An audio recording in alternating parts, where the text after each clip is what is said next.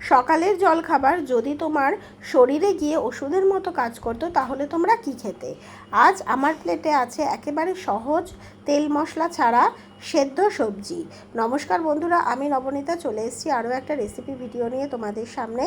আজকে যে রেসিপিটা আমি দেখাবো সেটা শুধু জলখাবারে নয়, লাঞ্চেও অনেকে খেতে পারে যারা ভাত খায় না আর কি, ডায়েটে আছে। ভাতের পরিবর্তে কিন্তু এটা বেশ ভালো লাগে খেতে।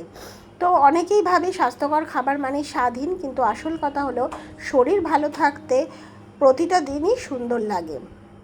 ছোটো ছোটো ভালো অভ্যাসই একদিন বড় পরিবর্তন নিয়ে আসে। তাই দিনের শুরুটা হোক রঙিন সবজি আর স্বাস্থ্যকর খাবার দিয়ে। নিজের শরীরের যত্ন নাও, কারণ সুস্থ থাকাই জীবনের সবচেয়ে বড় সম্পদ।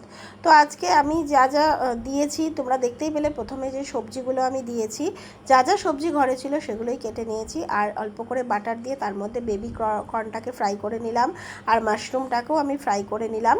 নিয়ে এবার আমি পনিরটাকেও আগে ফ্রাই করে নেব। এর মধ্যে সয়াবিনও দেওয়া যায়, কিন্তু আমি সোয়াবিন আর দিইনি আজকে, পনির আর মাশরুম বা বেবিকর্ন এসব ছিল বলে। তো একটু সামান্য পনিরে নুন দিয়ে দিলাম, কারণ নুনটা না দিলে পনিরটা ভীষণ ফ্যাকাশে ফ্যাকাশে লাগে, সেই জন্য একটু নুন দিয়ে দিলাম।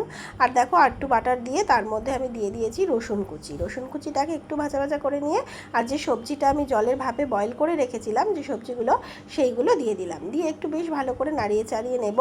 একদম ডিপ ফ্রাই কিন্তু হবে না, শ্যালো ফ্রাই এইটা হবে, তাহলেই কিন্তু জিনিসটা টেস্টি আর হেলদি সব রকমই হবে।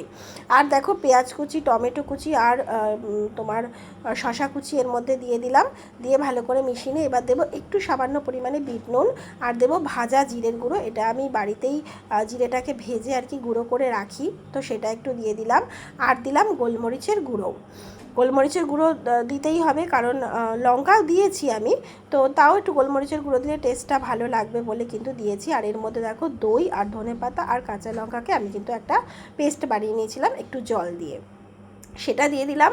আর শেষে দেবো একটু লেবুর রস, একটু টেস্টি করার জন্য, না হলে তো সবজি একদম ভালো লাগবে না খেতে। কিন্তু বিশ্বাস করো, খেতে অসম্ভব ভালো হয়েছিল। তোমরা অবশ্যই একদিন বাড়িতে ট্রাই করে দেখো, আর অবশ্যই আমাকে জানিও কেমন লাগলো তোমাদের।